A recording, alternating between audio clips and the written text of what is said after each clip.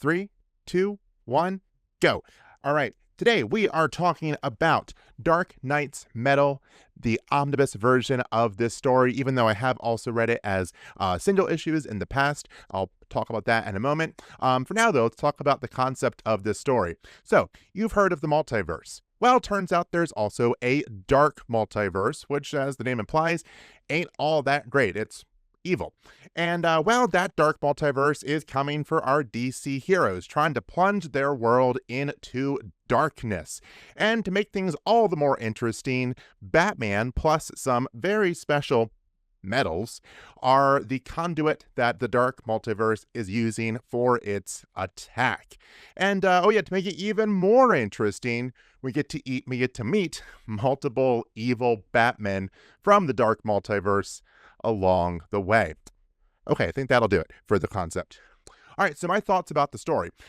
Overall, the general premise of this story with the dark multiverse and all of that good jazz, I thought that was great. I think it's really interesting. I thought it was really well put together. I think it was a really interesting addition to the DC lore. Big fan of the concept. Now, this is where I really liked reading the omnibus version of the story, because it has all of the tie-in issues that explore that dark multiverse a little bit more in depth, specifically the stories of those evil Batmen. And I have to say, I really thought that enhanced the story. That is something I did not do when I was reading it as a single issues way back when it was first coming out. At least I don't really remember doing that, at least not as much as I did with the omnibus version. My point being, the tie-ins for this I definitely thought helped develop the lore in a meaningful way, and I do recommend checking out those tie-ins, even though I know that for some events it's not worth it. In my opinion, the tie-ins are great for this event, and they definitely enhance the story and the lore. Okay, that was way too much time for that. In terms of the story that unfolds after that backstory is established, it was okay. It's Scott Snyder writing it, so it's gonna be good, and it was. I can't really complain about all that much. There were a few moments that felt maybe a little hand-wavy with how things were explained, and maybe a few parts felt a little forced or contrived, but as I said, as a whole, I really can't complain about all that much.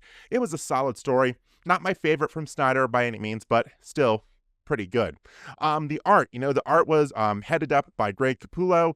In my mind, Greg Capullo is a fantastic artist. When him and Scott Snyder come together for a story, I'm going to be there for it 100% of the time. And this story, Dark Knight's Metal, is absolutely no exception to that. Artwork, 10 out of 10, A+, 100%, check, plus, all of the good things for that artwork. Okay, giving the book an overall rating. It was really good. As I said, it wasn't perfect, though, so I'm going to give it 5 out of 6 evil Batmen, and yeah, we'll call it there.